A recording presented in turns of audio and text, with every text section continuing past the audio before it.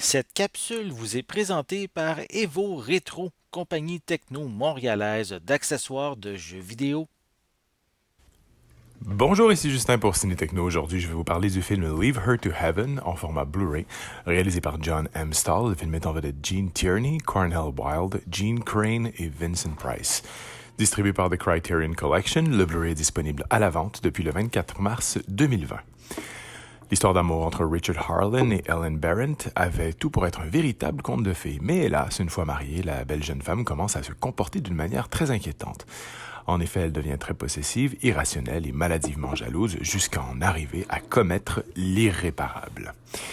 Et comme le montre clairement le générique, Leave Her to Heaven est tiré d'un best-seller signé Ben Ames Williams, et la Fox en a confié la réalisation à John Stahl, qui était un grand spécialiste du mélodrame à l'époque.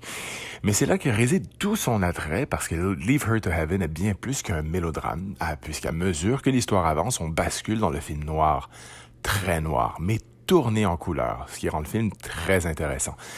Et très rarement, la symbiose de ces deux genres, mélodrame et film noir, en a été si réussie, ce qui explique d'ailleurs toute la réussite du film en mêlant la couleur et le film noir. Et c'est pas étonnant qu'il s'agit d'ailleurs d'un des films les plus rentables des années 40 pour les studios Fox. Mais honnêtement, quel film, car l'histoire est à rapprocher de la vogue des thèmes psychanalytiques à cette époque-là, mais le monumental complexe d'Oedipe non résolu, qui en est ici le cœur du film, est toutefois inséré avec une certaine discrétion. L'image est signée d'ailleurs par Leon Shamroy, qui est absolument superbe avec un Technicolor de toute beauté, des rouges éclatants, une teinte générale brun doré, de belles nuances de bleu, les verts étant judicieusement en retrait. Le Blu-ray Criterion a fait une très belle définition de l'image, restaurée en 2K, mais malheureusement, je m'attendais un peu plus au niveau des nuances des couleurs.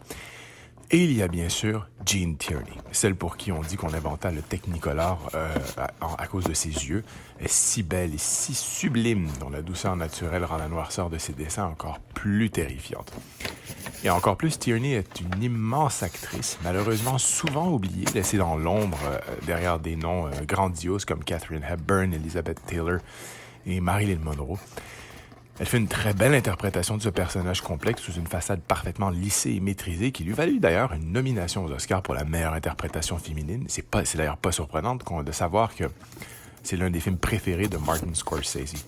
Et donc face à Tierney, on retrouve Cornell Wilde qui peut paraître un peu fade, mais ça correspond tout à fait à son personnage. Il faudrait pas oublier la toute jeune Gene Crane, alors âgée de 20 ans, magnifique, étoile montante de la Fox à l'époque, qui a également un rôle tout en retenue. De nombreuses scènes restent gravées dans nos mémoires, notamment celle des cendres, celle de la barque dans le lac, et surtout la scène de l'escalier. Du côté technique, une piste en anglais LPCM mono est accompagnée de sous-titres en anglais pour malentendants. L'image est présentée en format panoramique, en format standard, 1.37.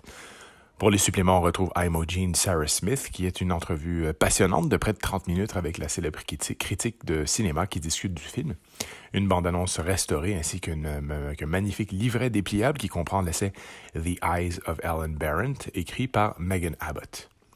Donc, chaque séquence de ce film est un joyau que John Stahl met en scène avec précision, alternant moments lyriques, dramatiques et apparemment anodins, en un crescendo qui colle le spectateur à son siège. Même ceux qui l'ont déjà vu, comme moi, se perdent à nouveau avec délice dans cette noirceur au suspense diabolique. Faut dire que la beauté éclatante de Gene Tierney, je me répète, a rarement été aussi bien utilisée.